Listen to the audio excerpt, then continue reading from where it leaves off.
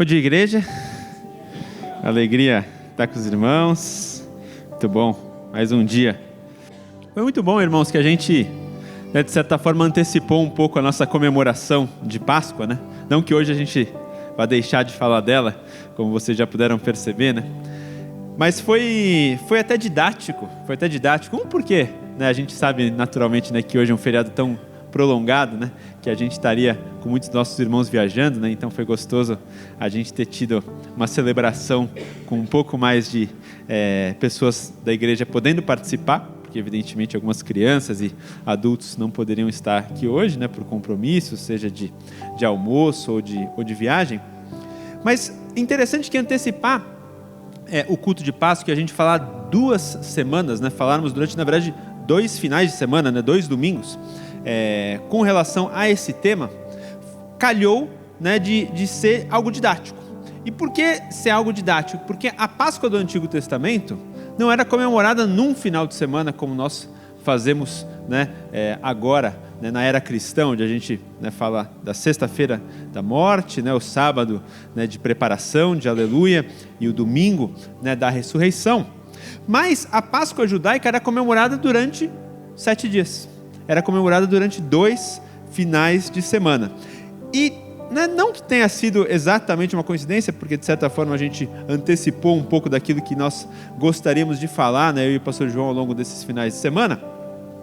Mas no culto passado, né, e para quem não teve a oportunidade de ouvir, imagino que todos devam ter ouvido, mas se alguém não teve a oportunidade de ouvir, recomendo, porque vai, né, fazer um link de continuidade com aquilo que a gente vai ministrar hoje.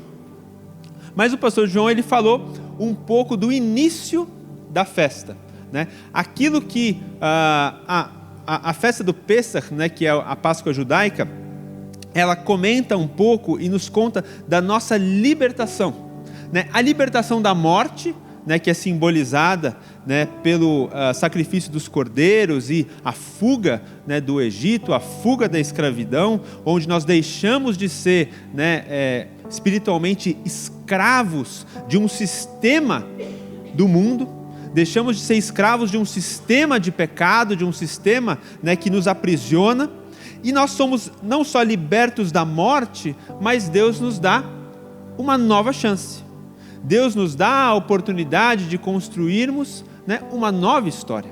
A Páscoa, como, né, o pastor João muito bem comentou, ele é uma oportunidade de um recomeço, né, uma oportunidade para que a gente, né, deixe para trás, né, uma vida de dor, deixe para trás uma história, né, de prisão, de tristeza, de sermos subjugados por qualquer coisa que seja, que nos oprimia, que nos escravizava, né, que nos deixava presos em algum vício, em algum pecado, mas que, né, nos chamava de certa forma para um recomeço, né, para uma nova vida. E isso é simbolizado muito bem pela fuga, né, de Israel do Egito. E tem um outro componente, né, que foi também ministrado no culto passado, e as crianças puderam, né, contar essa história para nós, e também foi algo, né, muito bonito e muito marcante, né? Como tudo na Páscoa judaica também, e até obviamente nos dias de hoje, né, aponta exatamente para a figura de Cristo. Como tudo na Páscoa, e a gente vai falar um pouquinho mais, né, disso, dessa continuidade do chamado dessa nova vida, a gente já vai entender um pouquinho, né, onde eu estou querendo chegar. Como tudo na Páscoa judaica também aponta para Jesus. Afinal de contas, né, como a gente, né, bem ouviu das crianças, o meu bicho preferido dentre todos é o cordeiro, né? É o cordeiro, porque o Senhor é o Cordeiro de Deus, que tira o pecado do mundo. E tudo isso foi uma continuidade muito bonita para nós. E hoje, né, qual que é o nosso intuito? Né? É de dar um pouco, né, uma continuação para essa mensagem e falar sobre o chamado da cruz para uma nova vida. O chamado da cruz, né, é hoje, né, o título da nossa pregação, mas ele também é o chamado para uma nova mentalidade e um novo estilo de vida para cada um de nós. E para contar um pouco, né, a história justamente desse O Chamado da Cruz, né, que a gente intitula a nossa pregação, o chamado para uma nova vida, eu vou me valer, até por isso, né, não sei se alguém estranhou que alguém colocou um pratinho aqui no meio da decoração da ceia, eu vou me valer de uma relíquia de família, que eu trouxe aqui para os irmãos, que é esse prato aqui. Alguém já viu um prato desse? Eu imagino que... achamos alguém. Eu tinha imaginado que a única pessoa que talvez eu conhecesse fosse a Elke, por uma raiz familiar. Esse prato, irmãos, ele é uma quiara. É o nome hebraico desse prato. A quiara de Pessach, né? Ou o prato da Páscoa judaico. Esse prato era da minha bisavó.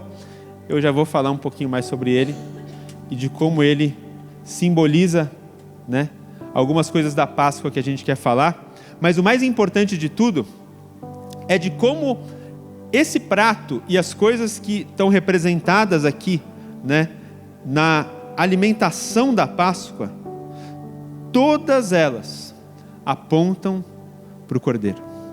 Todas elas apontam para Jesus.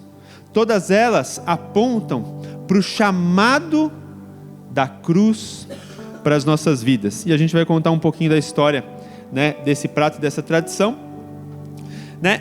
Esse prato, como eu disse, né, ele tem esse nome em hebraico que chama quiara, né? Quiara significa a ordem, né? A ordem do quê? Cada segmento aqui, né, vocês veem que nesse prato tem 6 mini pratinhos, né? Tem 6 recipientes.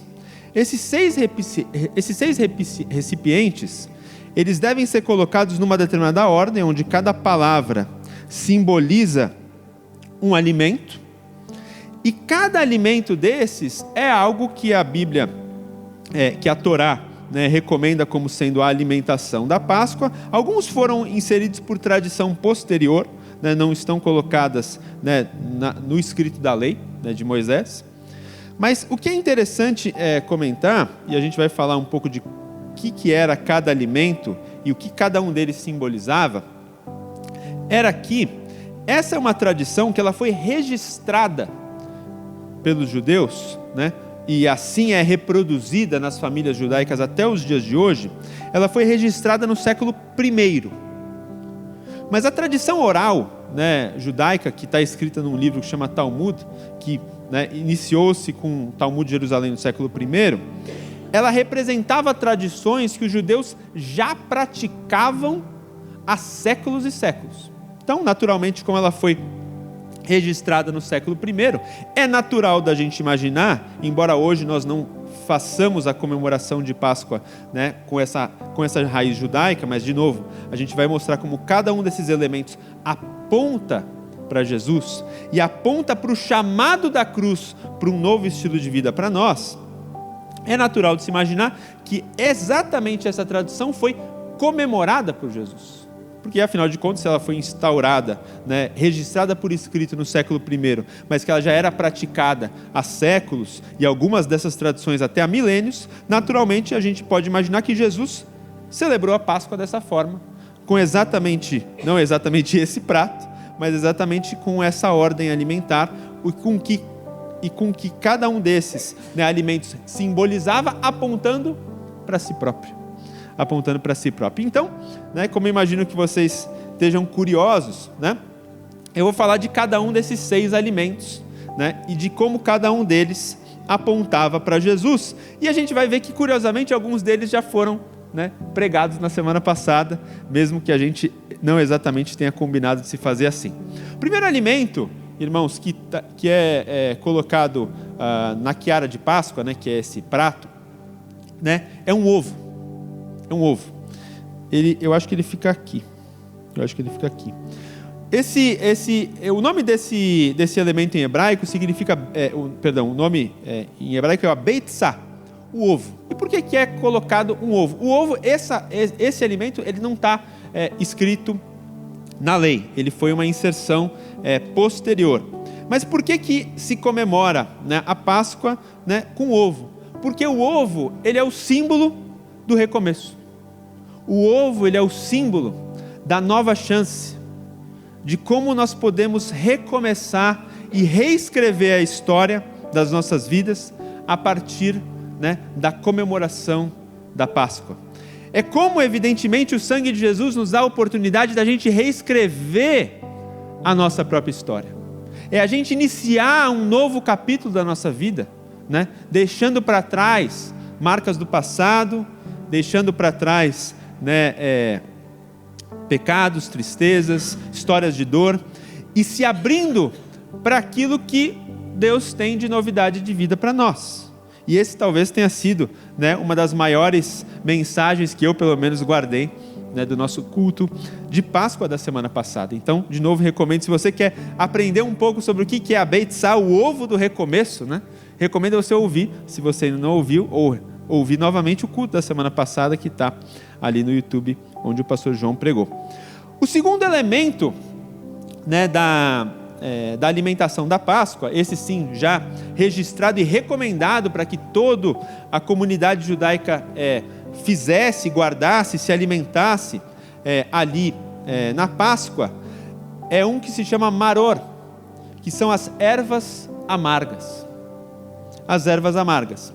Né, a gente vê essa recomendação ali em Levítico, que representava, né, evidentemente, a amargura, a tristeza, a dor que o povo de Israel sofreu durante a escravidão, e evidentemente apontava também para o sofrimento que Jesus teria, né, para nos salvar. A dor pelo qual Jesus passou foi o preço, né, da nossa vitória, foi o preço da nossa libertação, né?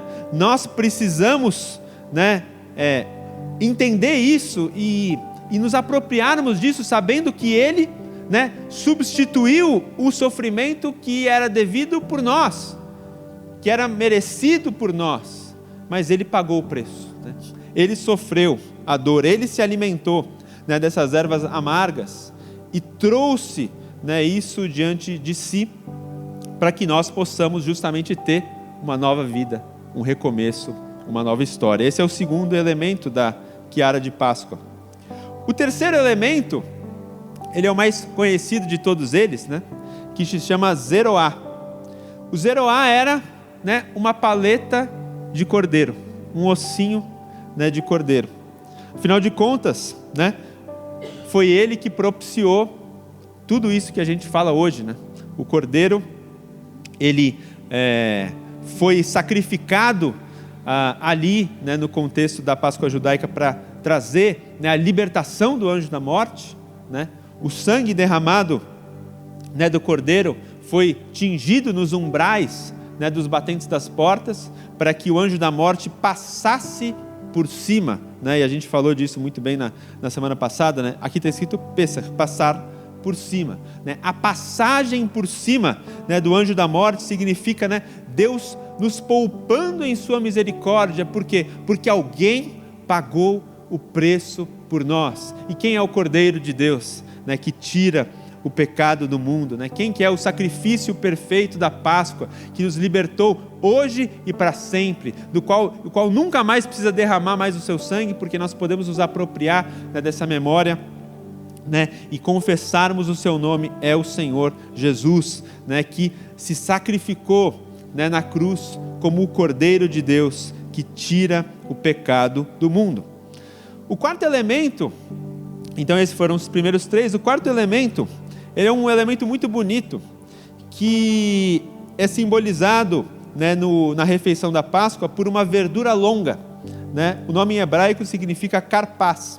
Karpaz é a verdura longa. E a verdura longa, ela simboliza, né, um ramo que não é um alimento, mas por isso ele não está exatamente no prato da Páscoa, mas a verdura longa, ela simboliza esse ramo, que muitos de vocês já devem ter ouvido falar, que é um ramo chamado isopo. Alguém já leu sobre isso na Bíblia? O isopo, ele era tipo uma fibra vegetal, né? Ele era um raminho comprido, né, que ele é bem pontiagudo, por isso ele é representado aqui no alimento da Páscoa pela verdura longa, né, que muitas vezes é um salsão. Aí cada família tem a sua tradição, ou cada, né, segmento do judaísmo tem a sua tradição de colocar uma verdura diferente aqui na Quiara de Páscoa. Mas o isopo, ele é um ramo, né, de pontas longas, que ele era usado antigamente como um pincel vegetal. Né? Não existia, né, os pincéis, né, de fibra ou de pelos, né, como a gente usa hoje. Naquela época se usava um pincel vegetal para fazer o quê? Para fazer aspersão cerimonial. No Antigo Testamento a gente vê na lei de Moisés que quando havia um sacrifício, né, o sacerdote ele pegava, vou usar aqui um trigo, mas pense que isso aqui é um hisopo, que é uma folha, é um raminho, né, verdinho, bem pontudinho. Ele aspergia, né, o hisopo no sangue e ele ministrava esse sangue por aspersão para as pessoas como um ritual de purificação. Por isso que a gente lê no Salmo 51, né, Davi falar: purifica-me com hisopo e eu ficarei mais alvo do que a neve. Ainda que os meus pecados, né, sejam como a escarlate, né, e o carmesim, né, o Senhor pode me purificar e eu ficarei mais alvo do que a neve. Esse hisopo, ele foi justamente usado, né, ali no contexto do Pêssar para fazer o quê? Para tingir os umbrais das portas, para marcar as portas com o sangue, né? Então não tem talvez elemento que mais, né, lindamente, assim como o próprio Zeroá, né, que é a paleta do Cordeiro, que simbolize aquilo que Cristo fez por nós. Porque afinal de contas, né, qual é o sangue que hoje nos definitivamente traz libertação, né? Quem que derramou o seu sangue para que hoje a gente seja purificado, santificado, justificado, né? É o sangue de Cristo, né, o Cordeiro de Deus, que nos purifica de todo o pecado. E isso tudo, né, como eu falei, foi bastante já representado para nós, mas eu achei que foi didático a gente passar novamente por alguns desses elementos, para que a gente pudesse rememorar um pouco daquilo que foi falado na semana passada, né, desse recomeço, né, dessa nova chance que Deus nos dá, mas também de como tudo isso aponta para Jesus, né, que também foi falado pelo pastor João, mas principalmente representado pelas crianças, né, de forma que a gente seja ministrado sobre a quem nós falamos, né, nesse final de semana. Mas faltam dois elementos, né? Faltam dois elementos, e é justamente desses dois elementos que eu quero destacar hoje e me aprofundar um pouco para falar do chamado da cruz. Como eu falei hoje, nosso título é falar sobre o chamado da cruz, o estilo de vida que o Senhor espera daqueles que são renascidos em Deus e que se apropriam, né, desse sacrifício da Páscoa, falando sobre dois elementos alimentares, né, que são muito, muito interessantes desse prato, dessa tradição, né, que até hoje falam tanto conosco. Como eu falei, irmãos, tudo aqui ele simboliza Cristo, né? E a gente foi passando por cada um deles e mostrando como Cristo se relaciona com esses dois elementos. Mas os dois elementos finais, eles falam um pouco de um estilo de vida. E é sobre isso que eu quero focar, e eu vou iniciar pelo quinto elemento, que é muito conhecido de nós, que é a matzá. A matzá agora é um nome que talvez muitos já devam ter ouvido falar, que é o pão asmo, ou o pão ázimo, ou, né, como a gente entende, né, o pão sem fermento. E eu chamo isso aqui, né, eu dei o subtítulo, né, o matzá, ele é a celebração da santidade. A celebração da santidade, é o estilo de vida para o qual a cruz nos chama, né?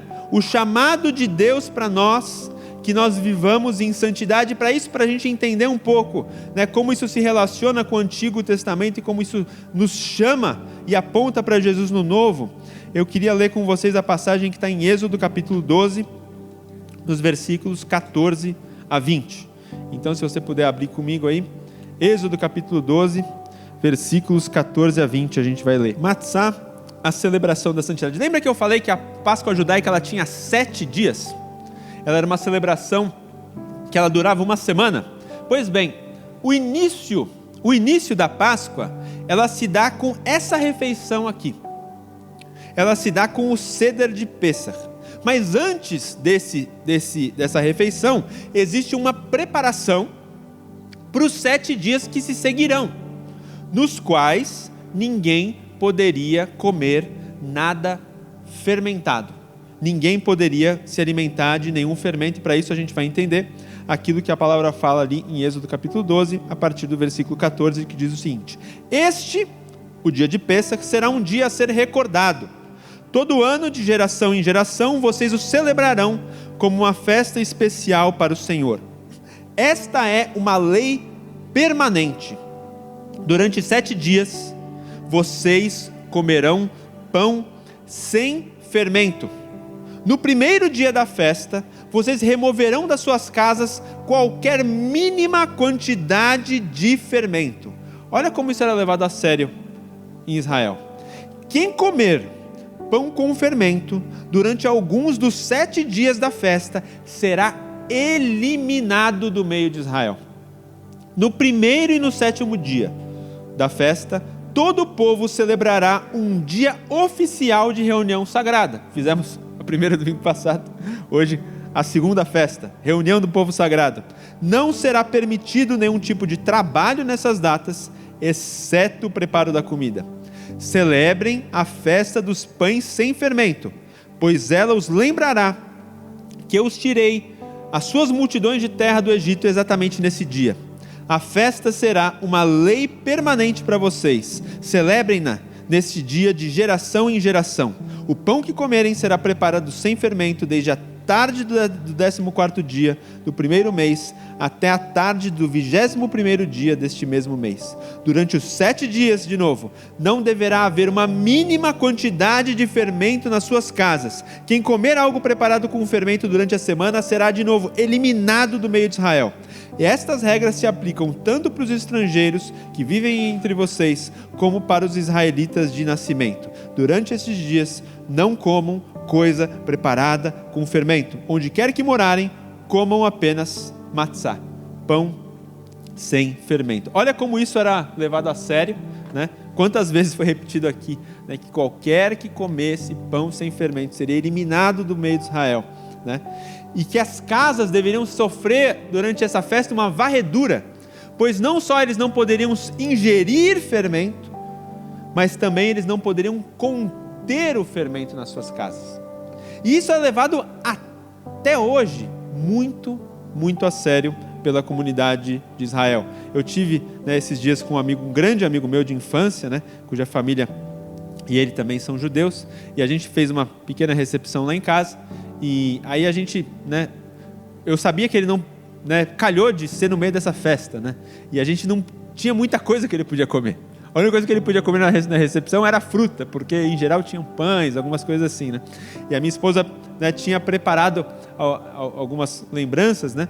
E a gente queria presenteá-lo, mas ele nem tinha como, porque a gente preparou um negócio que era com fermento, e ele não podia sequer levar aquilo para a casa dele. E também se ele, né, mesmo que ele guardasse tipo no carro, se estragaria, né, até o dia que terminasse a festa. Né? E até hoje isso é algo muito, muito relevante para a comunidade, né? Para vocês terem ideia, se alguém trabalha com algum judeu trabalha com coisas que mexem com fermento, né? Eles não só podem não ter o fermento na sua casa, mas como ele também não pode ter a propriedade das coisas que tem fermento. Então você imagina se o cara é dono, sei lá, da Balduco, né? O que vai fazer? É um problema. E eles fazem o que? Eles fazem contratos de compra e venda, né? Então é tipo uma venda com promessa de recompra, né? Para que ele não tenha a propriedade, né, simbólica durante aquela semana, né, de nada que tivesse fermento. E por que era, né, em Israel isso era instituído? Né? Em Israel isso foi instituído. Por quê?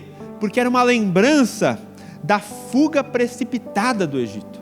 Era uma lembrança de que o povo fugiu do Egito, né, de tal maneira que não deu tempo sequer da comida ser fermentada, porque a fermentação do pão leva tempo. E como o povo fugiu à noite, que era a hora onde as mulheres colocavam os pães para fermentar e todo mundo pudesse se alimentar, né, dos pães durante o dia, era uma lembrança dessa fuga precipitada, dessa fuga noturna de Israel, onde não pôde dar tempo dos pães serem fermentados. Então, na recordação, né, dessa memória de libertação, eles comem o pão sem fermento. Mas por que biblicamente isso aponta para Jesus? Né? Jesus, ele fala, e a Bíblia toda nos conta, que o fermento é um elemento espiritual que ele significa a contaminação. Por quê? Porque o fermento naturalmente ele é uma contaminação, ele é uma levedura, né, que contamina, né, o pão, que ele se espalha, que ele espraia, né, o pão, e ele borbulha, ele justamente fermenta, ele, entre aspas, estraga. Só que nesse processo, né, de fermentação, ele ainda não se contaminou com toxinas o suficientes para nos fazer mal. E aí a gente pode ainda se alimentar com o efeito, né, daquele ar dentro do alimento. Então o pão incha, né, o vinho ele se expande, né, o suco de uva ele fermenta, né, e ele se torna o vinho, né? O pão ele está fininho e ele vai ganhando ar e ele se expande e ele tem esse ar, né, mais fofinho. Mas isso é uma representação, né, simbólica de uma contaminação. É que, de novo, é uma contaminação que ainda não nos faz mal, né? Então tem gente que acha que faz mais mal do que bem, mas eu não vou entrar na seara, né, mais aqui dos nutrólogos, né? Mas ainda assim, né, ele é um elemento do pecado. E é por isso que Jesus fala, né, que a gente tem que fugir, por exemplo, que ele cita, do fermento dos fariseus, né? A gente vê Jesus falando disso. E quando o pão, né, foi partido na Páscoa, ele simbolizava, né, o quebrar do corpo. O quebrar de qualquer corpo não, era um corpo sem fermento. Quem foi o único corpo partido por nós sem nenhum pecado? Se qualquer um tivesse morrido na cruz, não teria dado certo. Por quê? Porque se a gente tivesse morrido na cruz pela humanidade, nosso sacrifício era um sacrifício cheio de nossos próprios pecados. Então, para que o cordeiro fosse validado como sendo sacrifício, né, o pão partido, ele precisava ser um cordeiro sem defeito. Era isso que a lei judaica falava. Não se podia pegar um cordeirinho caolinho, tortinho, né? Não é nenhum, como fala, nenhum preconceito, né, da lei, mas era um símbolo de algo que deveria ser sem nenhuma mácula, sem nenhum pecado. Sem nenhum pecado. Não, a gente não está falando de defeitos físicos, mas de algo dentro de nós, né? O sacrifício da Páscoa, ele é um sacrifício santo, e só Jesus, né, poderia morrer por nós, para que a gente fosse justificado, porque só ele era sem pecado. Mas isso não significa que a continuidade das nossas vidas devesse mais ser tão imperfeita como era o nosso passado. O símbolo desse sacrifício, ele é um símbolo de um chamado de Deus para nós. Não que nós venhamos do dia para a noite, da noite para, né, miraculosamente e magicamente sermos perfeitos como Jesus. Mas Deus nos chama para a gente andar em santidade, para a gente andar em retidão. A palavra fala: sede vós também perfeitos, como também perfeito é o vosso Pai Celestial. Isso significa que a gente nunca vai errar? De maneira nenhuma. Mas significa que Deus nos chamou para um estilo de vida. O chamado da cruz, ele é um chamado para um estilo de vida de santidade. Eu trouxe um livro aqui, né? Eu gosto dos livros, né? Você já sabe. Esse aqui é um outro. Esse não deu tempo de eu pedir para a gente adquirir e disponibilizar na livraria. Mas eu vou fazer, né? Talvez para um próximo domingo, ou se alguém for muito ansioso, pode comprar pela internet. Esse livro é de um pastor americano chamado John Bevere. Eu recomendo demais esse cara. Esse cara é um autor de dezenas e dezenas de livros, maravilhoso. É um grande homem de Deus, chamado John Bevere. E esse nome, o livro que ele escreveu sobre a doutrina da santidade, chama Kryptonita, né? Ele faz uma brincadeira, né, evidentemente com, né, o super-homem, e de como o pecado era a kryptonita do crente, né? Como o pecado é a kryptonita do cristão. né? Como destruir o que rouba a nossa força, né? Esse livro é muito bom, eu recomendo para os irmãos. Depois eu vou, né, comprar alguns para deixar na livraria se alguém tiver o interesse de adquirir, ou se alguém for muito ansioso pode comprar na internet, né? É um livro muito legal. E por que eu trouxe esse livro? Não só porque ele resume, né, de maneira muito legal a doutrina da santidade, mas ele fala uma frase que me marcou para a vida, que é o seguinte: a santidade, ela não é um fim em si mesmo. A santidade, ela não é um fim em si mesmo, mas ela é a porta de entrada para a intimidade com o Pai. Ela é a porta de entrada para a intimidade com o Pai. Por quê? Porque Hebreus capítulo 12, versículo 14 diz o seguinte: segui a paz com todos, mas também a santidade, porque sem ela ninguém verá a Deus. Por isso que o Matzah, ele é a celebração da santidade. É um estilo de vida para o qual Deus nos chama, de dizer o seguinte: olha, claro que a gente vai passar por um processo. O sangue de Cristo, ele nos justifica. E isso é um entendimento importante, até um alerta, né, para nós não fazermos nenhuma confusão. Por quê? Porque a santidade, ela não tem nada a ver com a salvação, tá? A salvação não importa se você pecou muito, se você pecou pouco, né? A salvação é algo que é um convite de Deus por algo que Ele fez por nós. Então não envolve, né, o nosso esforço, envolve o nosso aceite, envolve o nosso arrependimento, envolve, né, a nossa confissão. Mas apesar da santidade não ser a porta de entrada da salvação, ela é, talvez, ou deveria ser pelo menos, uma consequência dela. Uma consequência dela. Por que uma consequência dela? Porque Isaías 59, versículo 2, fala que o pecado, ele nos separa de Deus. O pecado faz a separação entre nós e Deus. Então, se nós queremos ter, justamente como a gente como a gente ouviu aqui do John Bevere, né? Como nós queremos ter a porta de entrada para a intimidade com o Pai, a gente precisa dela. Porque afinal de contas, os nossos pecados nos separam de Deus. Então, se nós não queremos mais ser separados de Deus, nós precisamos adotar o pão ázimo na nossa vida espiritual. Amém? E Deus trata, né, desse assunto como de um propósito primário, até da própria criação e do propósito das nossas vidas. Olha essa passagem que eu acho muito marcante, né?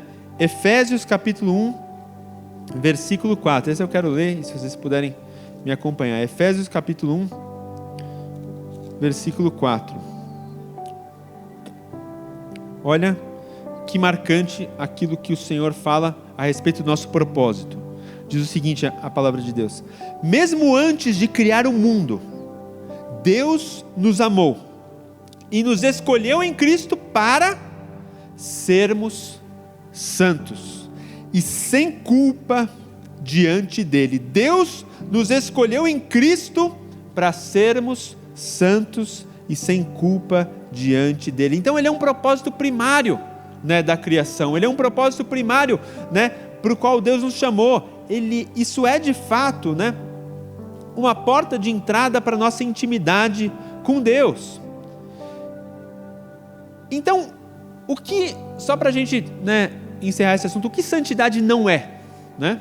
A gente pensa, não, então eu vou ser santo. Então, agora eu curti esse negócio, eu quero ser santo. Então, eu vou me isolar, né, completamente, porque afinal de contas o mundo nos contamina, né?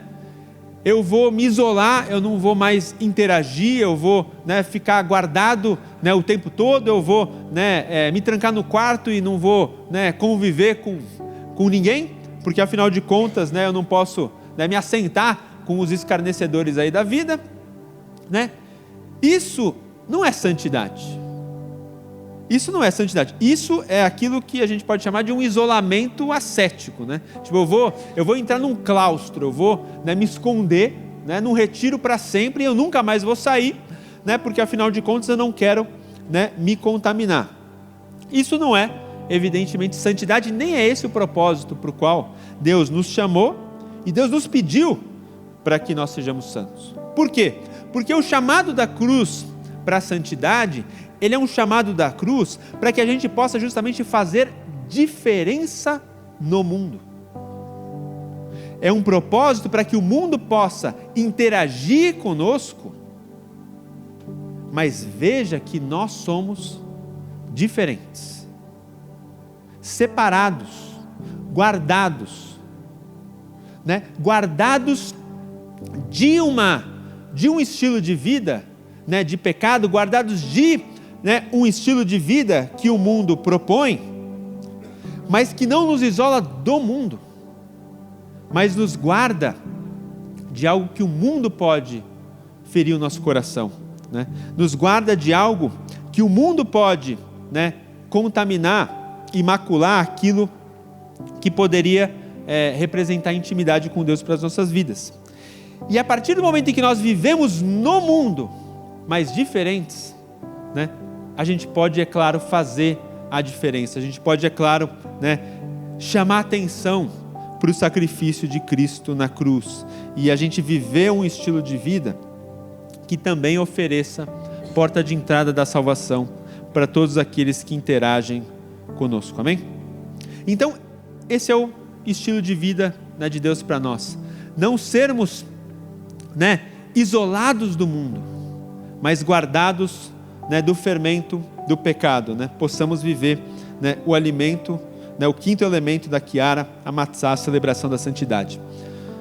O último elemento, irmãos, desse prato, eu acho ele muito, muito bonito, né? Eu nunca provei desse doce, mas ele é um doce, né, muito peculiar, né? Como todo doce até judaico, eles são, né, muito carregados em mel, e eu acho muito, muito saboroso. Ele é um doce que chama charoset.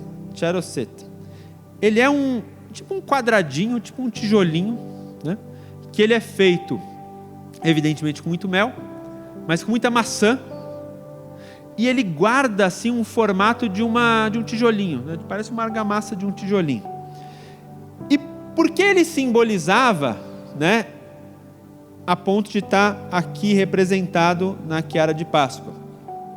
Porque essa argamassa, ela lembrava o povo de Israel do trabalho forçado dos judeus no Egito. Lembrava o povo de Israel que um dia eles foram escravos, mas hoje não são mais. Lembrava o povo de Israel que um dia eles tiveram que trabalhar arduamente para um feitor mau, mas que hoje eles são libertos. Então, ele recordava o povo, né, de que um dia outrora foram presos, outrora eram escravos, e agora não são mais. Por isso a doçura, né, desse alimento. Todos os outros antes eram salgados, esse é o primeiro que ele é doce. Por quê? Porque ele representava a liberdade, né? A doçura da liberdade. Mas a pergunta que Jesus faz para nós, e a pergunta que o chamado da cruz, apontando para esses alimentos, faz para nós é: para qual liberdade nós fomos chamados? Porque que de fato não somos mais escravos de Faraó, não somos mais escravos do pecado, não somos mais escravos de um sistema desse mundo maligno, né? De fato não somos. Mas para qual liberdade nós fomos chamados? Vamos ler uma passagem que está em Colossenses, capítulo 1, versículos 13 a 14. E a gente vai entender um pouquinho o conceito que a palavra nos traz sobre o senhorio de Jesus. Colossenses, então passa Romanos, Coríntios, Gálatas, Efésios, e aí nós chegamos em Filipenses, e logo depois é Colossenses, capítulo 1, versículos 13 a 14, diz o seguinte, né, a palavra de Deus, 13. Ele, Cristo, nos resgatou do poder das trevas e nos trouxe para o reino de seu Filho amado, que comprou a nossa liberdade e nos perdoou dos nossos pecados. Em outra versão, a palavra fala que nós fomos transportados do império das trevas e fazemos parte agora do reino do Filho e do seu amor, porque Ele comprou, Ele nos redimiu. Jesus comprou a nossa liberdade e perdoou os nossos pecados. Então, de fato, nós fomos resgatados da escravidão, nós fomos resgatados do império das trevas. Mas para qual liberdade nós fomos chamados? Nós hoje fazemos parte de um novo reino. Nós hoje temos um novo Senhor. E glória a Deus por isso, porque esse Senhor, Ele não é qualquer Senhor, mas Ele é nosso Pai. Mas isso não significa que Ele não é Senhor. Isso não significa que Ele não seja o nosso dono. Então nós fomos libertos do império das trevas, mas agora nós servimos, não a qualquer reino, é o reino do nosso Pai. Mas nós fomos chamados a um novo estilo de vida, que é ter um dono, ter um Pai, mas que também é Senhor. Vamos ler mais um texto, Romanos capítulo 14, volta um pouquinho, Romanos capítulo 14, versículo 9, olha o que diz, a palavra de Deus sobre isso. Só voltar umas páginas, Romanos capítulo 14, no versículo 9, diz o seguinte: por isso Cristo morreu e ressuscitou, para ser Senhor, tanto de vivos como de mortos. Cristo morreu e ressuscitou para ser Senhor. A palavra, aqui no grego, no hebraico, que foi escrito a carta aos Romanos, a palavra aqui é Kyrios. Kyrios é o dono de tudo. Aquele que tem máxima autoridade sobre a minha e a sua vida, mas também sobre toda a humanidade. Aquele que é o dono, aquele que é o nosso amo, aquele que é o nosso Senhor. Jesus morreu para ser Kyrios. Jesus morreu para ser Senhor, aquele que tem a autoridade. Jesus cumpriu, um rito judaico, quando ele morre, ele é nosso Redentor. Ele cumpriu um rito judaico que era muito comum no Antigo Testamento, quando a gente vê a figura de um Redentor. Lá na lei tem várias passagens, que falam sobre a escravidão.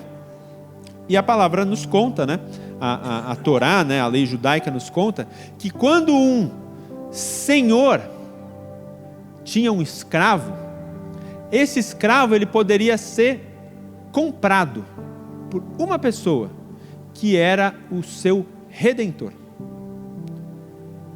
A Bíblia também conta, as leis judaicas também falavam que uma mulher, quando perdia o seu marido, ela também tinha um redentor, aquele que iria comprá-la, não no mau sentido, mas queria dar descendência para o seu irmão, o seu redentor.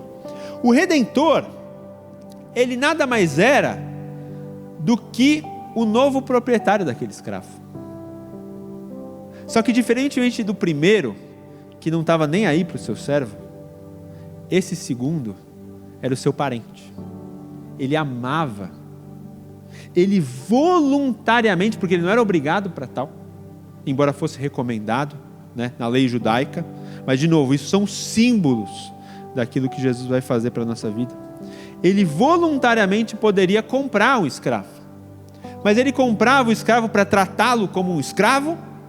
Não, ele continuava sendo o Senhor, mas agora ele agia como seu parente, ele agia como aquele que amava aquela pessoa, porque afinal de contas ele pagou um preço, o Redentor bíblico do Antigo Testamento.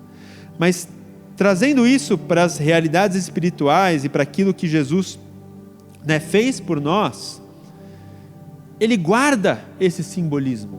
Então Jesus, ele é Senhor, e ele é Senhor de todos, porque a palavra fala que um dia todos hão de reconhecer, queiram ou não.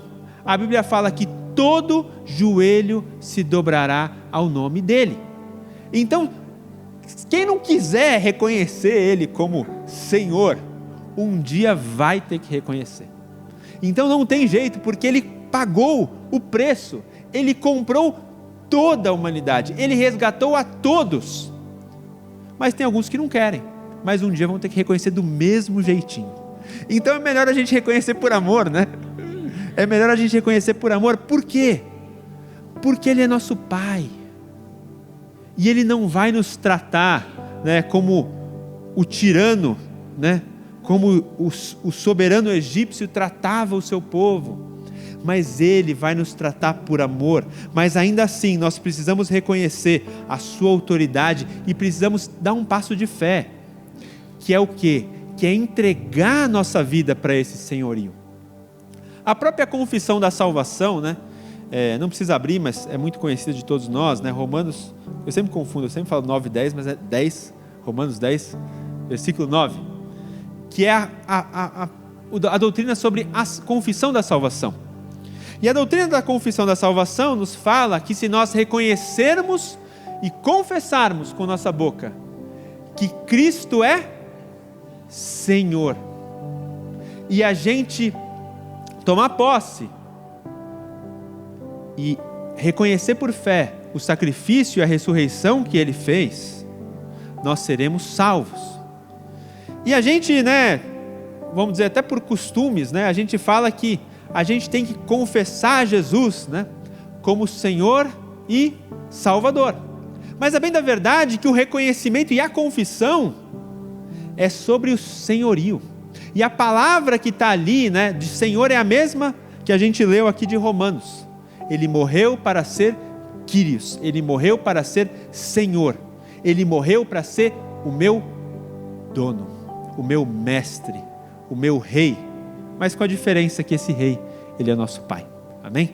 Então, essa confissão de salvação, ela precisa reconhecer a entrega das nossas vidas para esse senhorio de Jesus, não mais escravos do pecado, mas agora servos por amor a um Pai que tanto nos ama, a um Pai que tanto nos protege, a um Pai que tanto nos quer bem, mas ainda assim, o dono de tudo, o Senhor de tudo.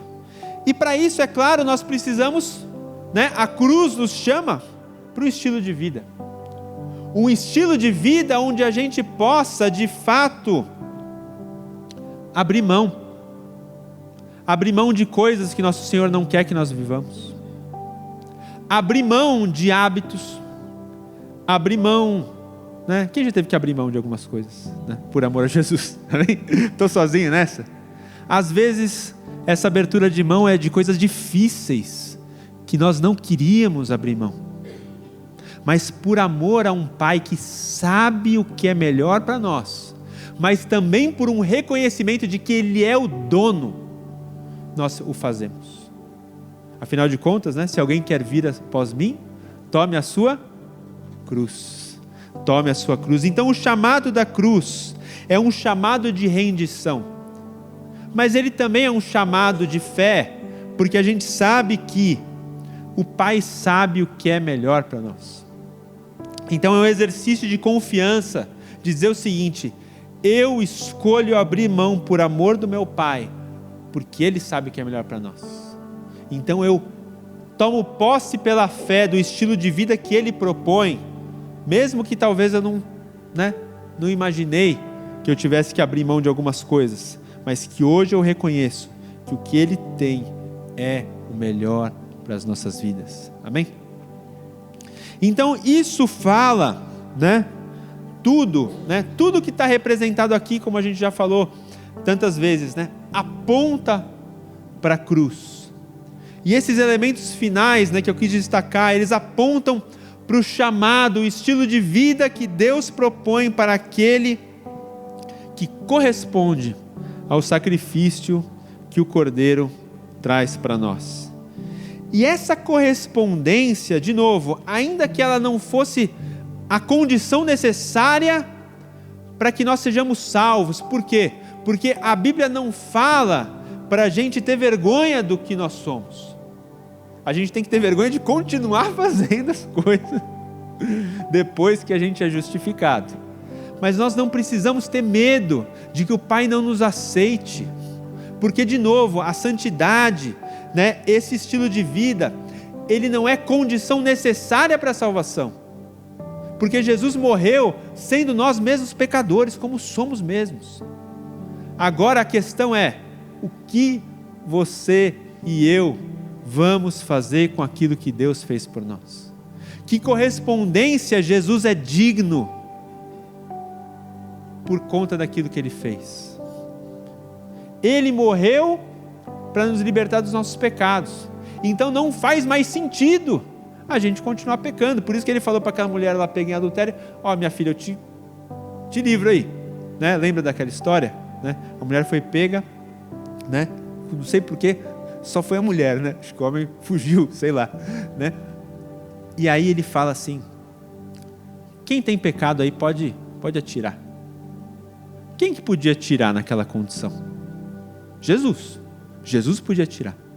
Mas a Bíblia fala que todo mundo começou a vazar, os mais velhos, mais sábios, deu mais tempo de pecar, foi o primeiro, aí foi o mais novo, e aí sobrou Jesus. E aí a mulher olha para Jesus e fala assim: e aí, você não deve ter pecado, então você ficou aí, Aí Ele fala assim: eu também não te condeno. Então não precisa a gente ter vergonha de quem nós éramos e quem nós hoje somos. Mas Jesus fala para a mulher: vai agora e não peques mais. Por isso que a Bíblia fala, e agora falando um pouquinho sobre a ceia, que a gente vai ministrar agora, tudo foi falado sobre a ceia, Então a gente já fez uma grande preparação para a nossa ceia. A gente já fez a ceia judaica, Agora a gente vai fazer a ceia do Senhor. Eu sempre, quando eu preparo a ceia, eu sempre leio alguns versículos de 1 Coríntios, e a gente não necessariamente lê os seguintes, mas hoje é um dia importante para a gente ler essa passagem. 1 Coríntios capítulo 11, versículos 27 a 30, porque esse chamado que a cruz fez para nós, o chamado da santidade e o chamado do fim da escravidão, mas reconhecendo que nós temos um novo Senhor, ele é um chamado para que a gente examine o nosso estilo de vida daqui em diante. E olha o que a palavra fala, 1 Coríntios 11, no versículo 27. Assim, quem come do pão ou bebe do cálice do Senhor indignamente é culpado de pecar contra o corpo e o sangue do Senhor. Portanto, examinem-se antes de comer do pão e beber do cálice. Pois se comem do pão ou bebem do cálice sem honrar aquilo que Jesus fez por nós, o corpo de Cristo, comem e bebem julgamentos contra si mesmos. Por isso muitos de vocês, se referindo à igreja de Corinto especificamente, estão fracos, doentes, alguns até adormeceram ou morreram. Porque se examinássemos a nós mesmos, nós não seríamos julgados dessa maneira. Então Jesus está falando, Ele espera uma correspondência das nossas vidas. Ele espera, que nós possamos viver e nos propor a andar num novo estilo de vida. Até se vocês quiserem já preparando. O que o Senhor fala aqui para nós, não é para que a gente se abstenha de comer. Lembra que a gente falou, o pecado e aquilo que ficou para trás nas nossas vidas não é algo que deve nos impedir de participar da ceia. Jesus não quer que a gente seja impedido de participar da ceia por conta do nosso passado, porque a partir do segundo que nós vivemos hoje, a partir desse segundo da nossa existência agora, onde eu estou aqui, vocês estão aqui, nós estamos aqui juntos. Tudo que ficou para trás já é passado. E a gente tem hoje a oportunidade de participarmos da ceia e reconstruir. Qual que era o primeiro elemento? Beitzá, uma nova história, uma nova oportunidade, um recomeço num estilo de vida diferente, num estilo de vida novo, num estilo de vida santo, num estilo de vida que alegra o coração de Deus, que proporciona intimidade com o Pai, mas nunca algo que nos impede de ir à ceia, mas sim que nos leva a uma análise, de dizer o seguinte: eu aceito o senhorio de Jesus, e a partir de agora, eu quero viver uma nova história, eu quero construir um novo estilo de vida, eu me alianço com o sangue derramado, o corpo partido, para que eu possa experimentar o melhor de Deus para as nossas vidas. Eu amo uma passagem de Josué capítulo 3, versículo 5, que a palavra fala: santificai-vos hoje, porque amanhã eu farei maravilhas no meio de vós. Santificai-vos hoje, porque amanhã eu farei maravilhas no meio de vós. Por quê? Porque o fruto da correspondência, o fruto de nós andarmos no estilo de vida que a cruz nos chama para tal, é o poder da ressurreição. O poder do domingo, né? Como a gente gosta de falar hoje, a feliz ressurreição de nós, ela vai explodir em poder à medida que nós correspondemos com o nosso estilo de vida. Santificai-vos hoje, porque amanhã eu farei maravilhas. Corresponda àquilo que Jesus fez por você, e a gente vai experimentar a manifestação do poder dessa ressurreição sobre nós. Nós vamos experimentar o poder da vitória de Deus sobre o pecado e sobre a morte. O poder curador, onde Ele derramou o seu sangue para que nós andássemos sobre as suas pisaduras e nós tivéssemos as nossas chagas, as nossas doenças, saradas. O poder da ressurreição, o poder da cura, o poder da vitória sobre as nossas dificuldades, sobre os nossos problemas, o poder, a graça capacitadora de Deus para que nós possamos até andar nessa santidade que Ele propõe. Tudo isso acontece na medida em que a gente corresponde. Jesus fez, você não precisa de nenhum pré-requisito para entrar, mas agora tudo que Ele pede para nós é que nós possamos corresponder em amor, e a gente adotar esse estilo de vida, sabendo que Ele não é um Senhor que trata mal os seus amos, mas Ele é Pai, e Ele vai fazer o melhor para nossas vidas. Ele vai trazer o seu poder de ressurreição para operar na minha e na sua vida, para que nós possamos andar em vitória e em recomeço. Amém? Então vamos ficar de pé, vamos preparar o nosso coração, examinar de fato o nosso coração, para que a gente possa receber desses elementos. Hoje eu estou imaginando que até vocês vão distribuir os elementos, ou não, mas a gente veja isso. Então tá bom, então podem se posicionar, por favor, Vamos orar, irmãos, porque hoje eu acho que é um dia importante para a gente, declarar a nossa correspondência, a gente poder dizer com o nosso coração: Deus, eu não sei qual foi o meu passado, mas de novo, a partir desse segundo que nós vivemos hoje, tudo o que nós vivemos é passado e pode ser deixado para trás. Então ninguém deixa de ser convidado para a ceia, mas o pré-requisito é que a gente possa entregar, né? E até é um ato simbólico, né? Que a gente pode exercitar com o nosso coração, né? Daqui a pouco nós vamos receber esses elementos e a gente vai entregar a nossa vida, entregar o nosso passado e dizer: Senhor, foi bom que eu vivi até aqui, mas algumas coisas eu preciso deixar para trás. Eu deixo aqui, ao pé, né, da cruz, né, aos pés dessa ceia maravilhosa que a gente pôde viver hoje. Mas eu vou viver agora o poder da ressurreição, o poder da vitória, né, o poder de uma nova vida, que vai ser a correspondência do meu amor por tudo que Ele fez. Por isso, queria convidar você para orar junto comigo. Senhor, muito obrigado, Pai. Muito obrigado, Senhor, em primeiro lugar, pelo Teu sacrifício na cruz, Pai. O Senhor sofreu, Pai, a dor da erva amarga, Pai. O Senhor foi o cordeiro sacrificado, Pai, da Páscoa.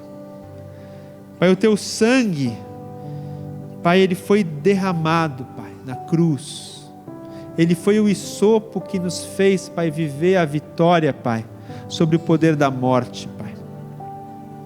O Senhor quebrou, Pai, o Seu corpo em pedaços, Pai.